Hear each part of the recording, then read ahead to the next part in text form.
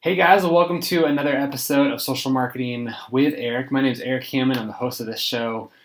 These shows are really just to help you guys learn more about social media and how to use social media marketing in your business. You know, how to create ads, how to do strategies, how to get more followers, how to close business. That's the end goal, is just how to get business out of social media. So today we've got kind of a cool show. We're going to do some screenshots here of how to create a Facebook ad and really creating a targeted audience with your Facebook ads. I think a lot of people just put video content and things out there and hope that the world's going to see it. But we're going to talk about it on a pretty specific level of looking for that ideal client that you might be searching for. So let's just jump right into it and see where this goes. So on the screen here, I've got basically the ad manager up. If you're not familiar with what the ad manager is, you obviously have to have a business, Facebook business profile to get to this point. But there's a lot of different options that you can have when it comes to the different options of advertising that you get, the marketing objectives. So whether you're looking for brand awareness, driving traffic to a website, getting people to engage with you, getting video views, app installs, things like that. There's a lot of different categories here. Today we're going to talk about video views. Let me just change this so we're in the right category here. We manage a couple different people's accounts, obviously. So when you come into it again, let's just start over here. Okay. So you're going to go to video views. That's what we're going to talk about today. Video views are a huge part of marketing. Video is king right now on social media. People love to watch video. So I think any type of video that you can put out there in your ad is going to draw that much more traffic. So we're going to stick with video views today. So if you click on video views, it allows you to, down here at the bottom, give your campaign a name, a bunch of other things like that. We're going to keep this pretty simple. I just want to talk about your audience today and how to make it specific. So click continue. And it's generally going to start out, obviously, in the United States because it knows where I am. And it knows that there's 220 million people right now on Facebook in the US, which is quite a few. So we want to make it a little bit more specific. So one of the things that you can do, I live in the county of San Diego, so let's just use San Diego as a city that we're going to be looking for. Obviously, if you're a national product, somebody who's going to be selling something, over the whole United States, whether it's a product that you can sell or whether you're trying to sell vacation rental property in Hawaii, people come from all over the place. So you got to know your audience, and that's always the beginning of my messages. You got to know how to speak to your audience and know who's going to be listening so that you can give them the right message. So I'm just going to use San Diego as an example because I know it and I know what I'm talking about here. So let's just talk about San Diego for today. So you can do San Diego. You can actually include, I think it's up to 5 different specific locations. So you could do San Diego, you could do San Francisco, you could do New York, depending on what you're trying to market. Again, if you're trying to look for high populations of people with money, you might want to target these bigger cities. Maybe you want to target specific little niche cities within your county. So for me, I live in a smaller suburb off of San Diego, so maybe I want to target that specific city and a couple other zip codes within the county. So you can get pretty hyper local with your advertising. You don't have to just go as big as the whole county or the whole state or the whole zip code even. You can whittle it down to about a square mile depending on the ad objective that you have. Sometimes the radius can be as small as 10 miles. Again, it just depends on what objective that you're looking to do. So if you go to San Diego here, you can see that I'm advertising a 25-mile radius around San Diego, which has a lot of ocean views here. So you're going to be advertising to a lot of ocean and then parts of Mexico. So you may want to rein that in a bit depending on your objection again. So this lets you go down to 10 miles. You can go up to 50 miles here. Let's go to 15 and just see what that looks like. So that gets you right to the edge of the border almost. That's a pretty good radius there. And then from here, you can obviously pick the age too that you want to target. If you're talking to home buyers or homeowners, you probably want to raise that age up in San Diego because the average owner of a home in San Diego is probably closer to 40 years old than it is 18. So I would probably raise this up a little bit. We're going to talk about real estate today if you haven't figured it out already. So let's start at 30 years old. And after 65, it basically doesn't know how to distinguish the age of the audience at that point. So 65 is the caps. And maybe you're selling to a first-time home buyer, which is actually the direction that we're going to go today. So most first-time home buyers are probably 30 to 40 years old, so I'm going to make this audience pretty specific. And again, there's obviously first-time home buyers that are over 40 years old, but for the intentions of this ad, I want to make it 30 to 40 years old so that I can speak to them directly.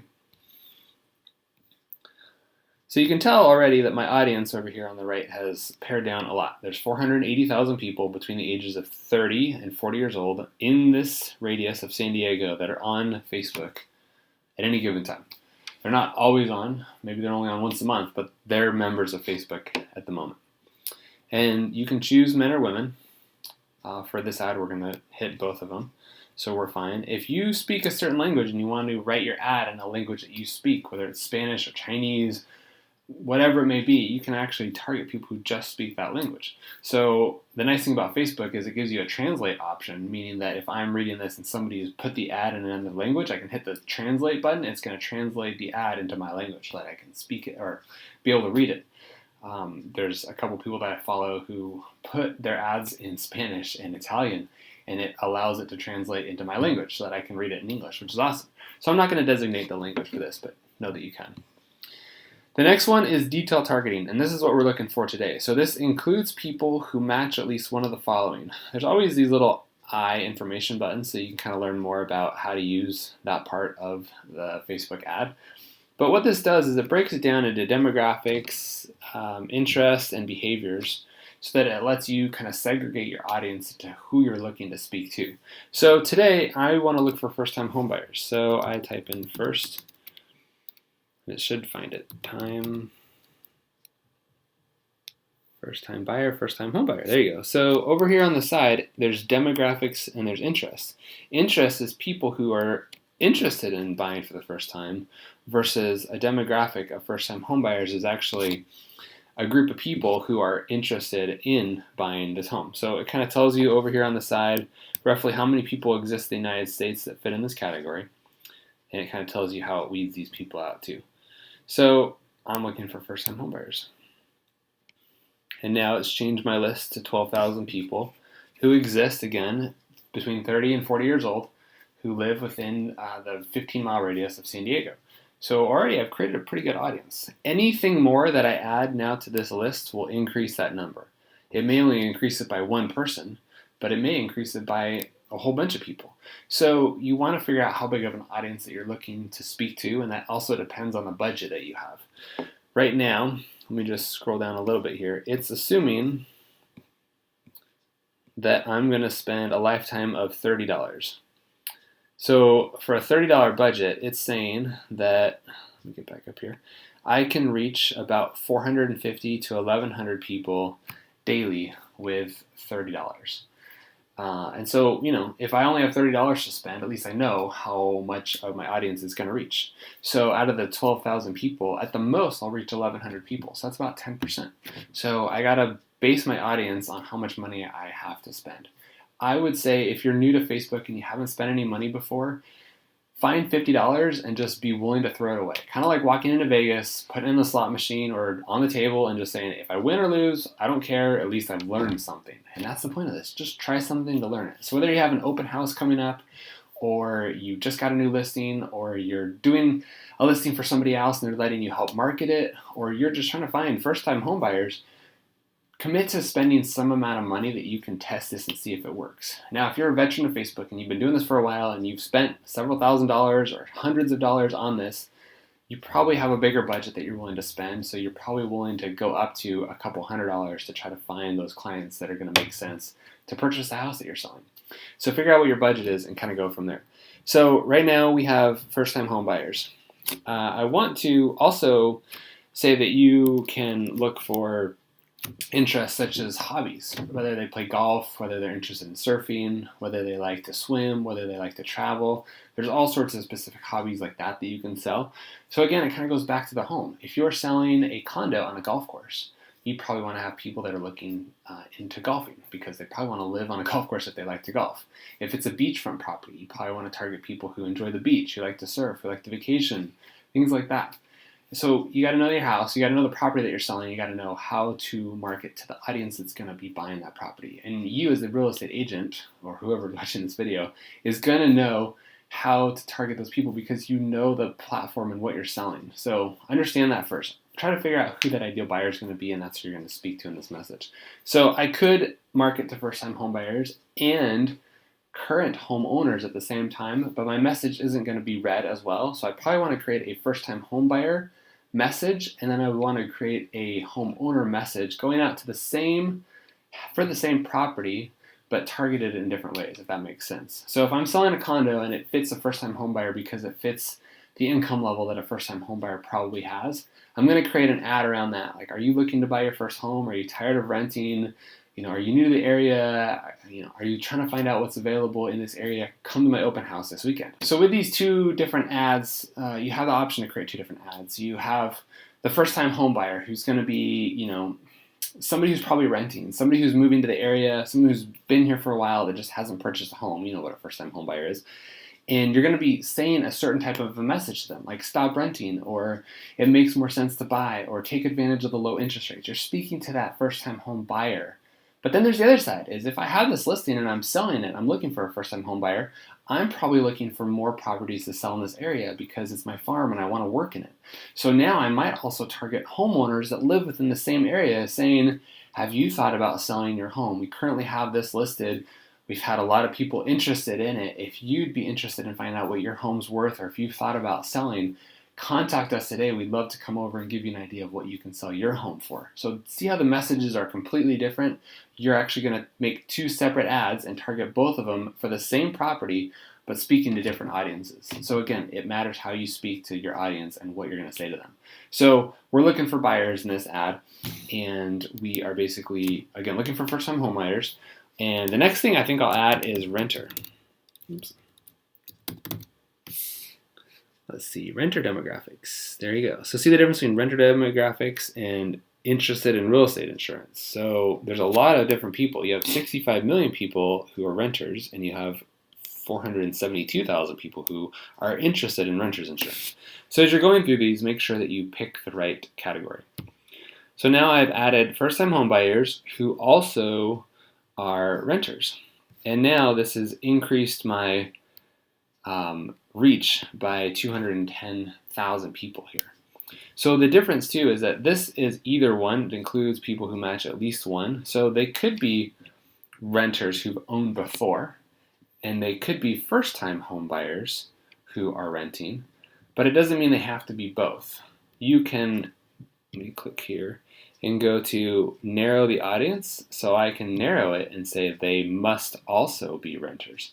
So that's really specific, and I wouldn't recommend that, but you could say they need to be renters and they also need to be first-time home buyers. So again, that message may not make sense to do it that way, but you can basically target it saying, I'm looking for first-time home buyers who also are only interested in golf. Does that make sense? So if I put down golf here, interested in golf. See, now it's going to cut my list down back to 18,000 people. So they could be renters who are interested in golf, or they could be first-time home buyers who are interested in golf.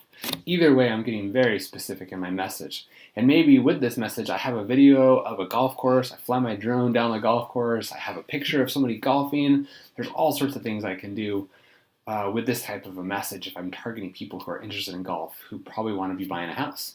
So that's one of the cool things. One of the other things that you can do is actually target for income. So if I, let's see, yep, must also have an income.